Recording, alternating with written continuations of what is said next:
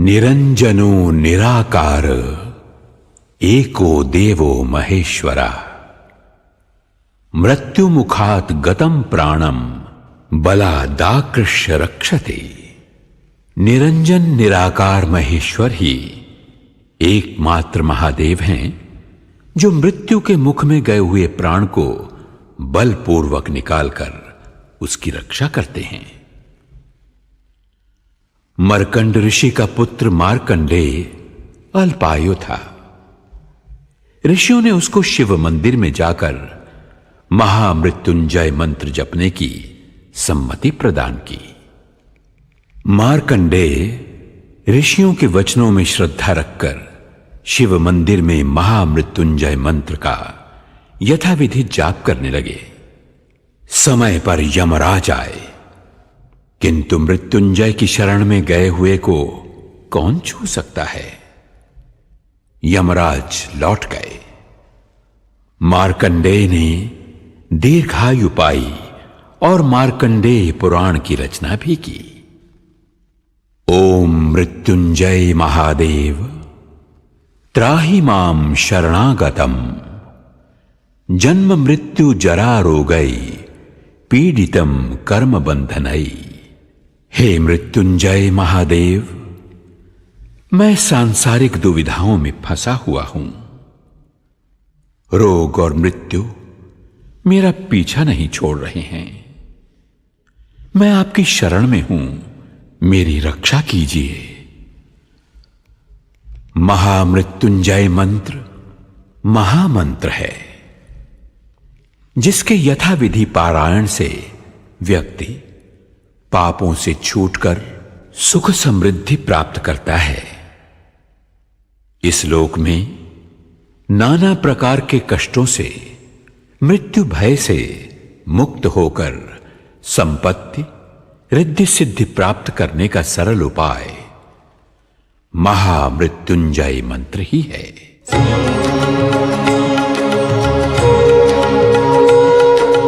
मृत्युंजय महादेव त्राहि मां शरणागतम् जन्म मृत्यु जरा व्याधि पीडितं कर्म बन्धनैः।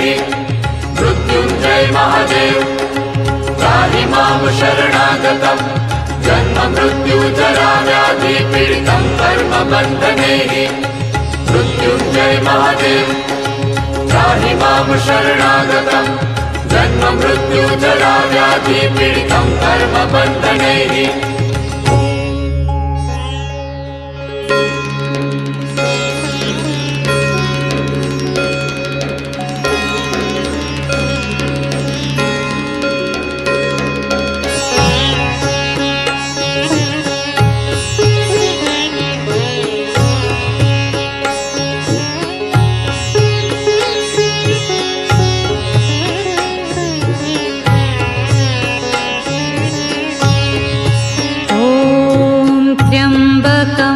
यजामहे सुगन्धिं पुष्टिवर्धनम् उर्वारुकमिव बन्धनान् मृत्योर्मुक्षीयमामृतात्। ॐ त्र्यम्बकं यजामहे सुगन्धिं पुष्टिवर्धनम् उर्वारुकमिव बन्धनान् मृत्योर्मुक्षीयमामृतात्।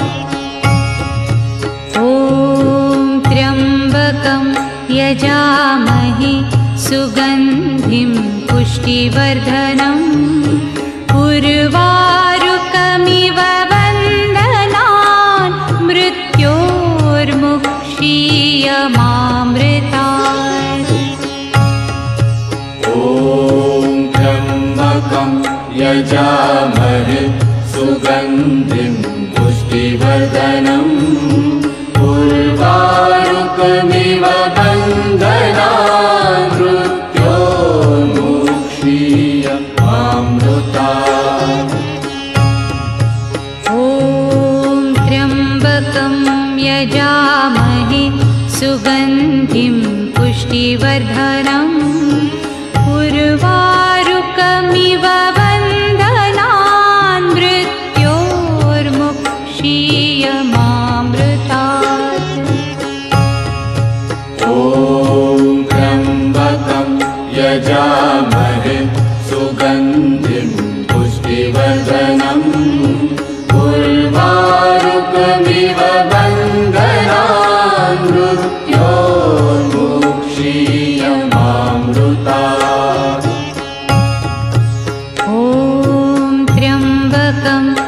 यजामहे सुगन्धिं पुष्टिवर्धनम् उर्वारुकमिव बन्धनान् मृत्योर्मुक्षीयमामृतात्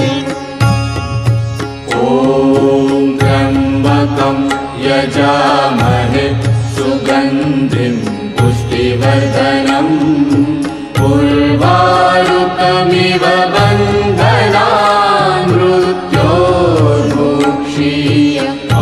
मृत्योर्मुक्षीयमामृतात् ॐ त्र्यम्बकं यजामहे सुगन्धिं पुष्टिवर्धनम् उर्वारुकमिव बन्धनान् मृत्योर्मुक्षीयमामृतात् ॐ त्र्यम्बकं यजामहे सुगन्धिं पुष्टिवर्धनम् उर्वारुकमिव बन्धनान् मृत्योर्मुक्षीयमामृतात् ॐ त्र्यम्बकं यजामहे सुगन्धिं पुष्टिवर्धनम् उर्वारुकमिव बन्धनान् मृत्योर्मुक्षीयमामृतात् ॐ त्र्यम्बकं यजामहे सुगन्धिं पुष्टिवर्धनम् उर्वारुकमिव बन्धनान् मृत्योर्मुक्षीयमामृतात् ॐ त्र्यम्बकं यजामहे सुगन्धिं पुष्टिवर्धनम् उर्वारुकमिव बन्धनान् मृत्योर्मुक्षीयमामृतात् ॐ त्र्यम्बकं यजामहे सुगन्धिं पुष्टिवर्धनम् उर्वारुकमिव बन्धनान्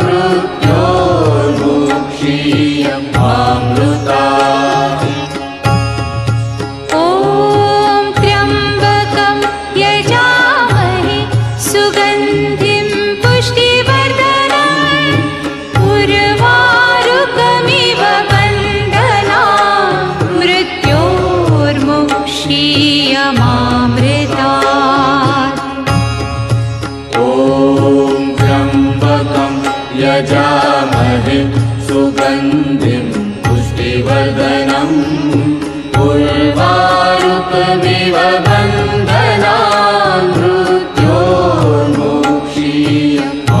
मृत्योर्मुक्षीयमामृतात् ॐ त्र्यम्बकं यजामहे सुगन्धिं पुष्टिवर्धनम् उर्वारुकमिव बन्धनान् मृत्योर्मुक्षीयमामृतात् ॐ त्र्यम्बकं यजामहे सुगन्धिं पुष्टिवर्धनम् उर्वारुकमिव बन्धनान्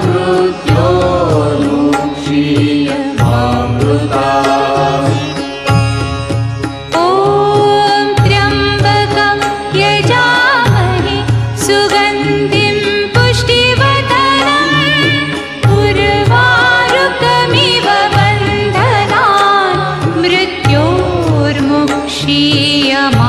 मृत्योर्मुक्षीयमामृतात् ॐ त्र्यम्बकं यजामहे सुगन्धिं पुष्टिवर्धनम् उर्वारुकमिव बन्धनान् मृत्योर्मुक्षीयमामृतात् ॐ त्र्यम्बकं यजामहे सुगन्धिं पुष्टिवर्धनम् उर्वारुकमिव